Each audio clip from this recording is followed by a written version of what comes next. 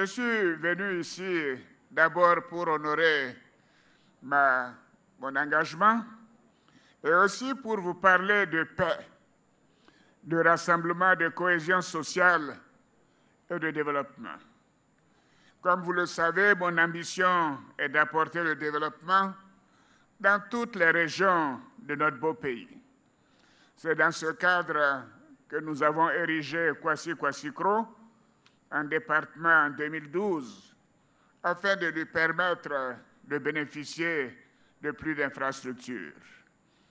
Nous avons, dans le cadre du Programme national de développement 2011-2015, du Programme national de développement 2016-2020, ainsi que du programme social du gouvernement mis en place par le Premier ministre pour la période 2019-2020, nous avons procédé avec cela à des investissements dans le secteur de l'électricité, dont le taux de couverture est passé de 20% en 2011 à 43% en 2018.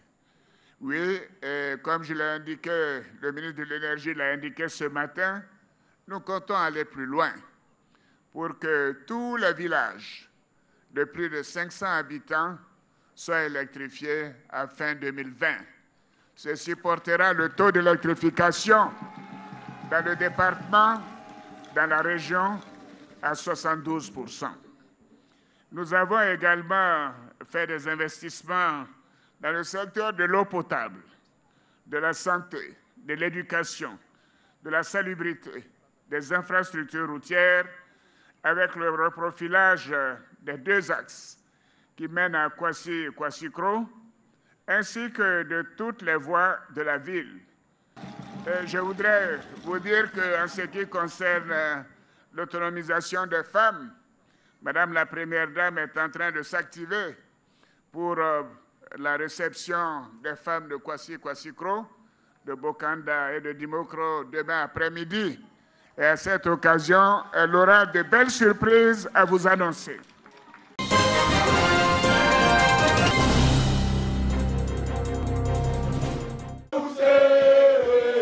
Toupa, un village du département de Dabou. Nous sommes dans la région des Grands Ponts. C'est dans la pure tradition à Djoukro que les populations sont venues exprimer leur attachement à leur culture. Tenue d'apparat et tam-tam parleur.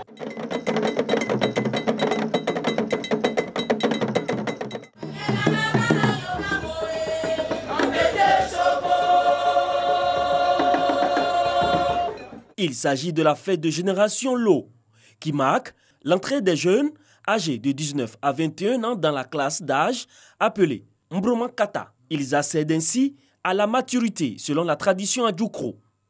Emmanuel Esmel Essis, fils de Toupa, par ailleurs coparrain de cette célébration, a invité les populations à l'union, à la solidarité et à la cohésion sociale. Toupa s'appelle Loutou-Pa.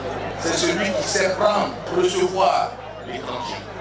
J'engage mes parents de Toupa, frères et sœurs, à suivre l'exemple de l'union,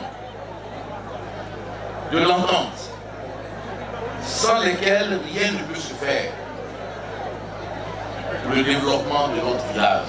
Le ministre des Sports, Danho Paulin Claude, représentant le Premier ministre Amadou Gon Coulibaly, a mis à profit cette cérémonie pour annoncer les actions du chef du gouvernement dans le domaine de l'éducation et de l'adduction en eau potable pour le village de Toupa.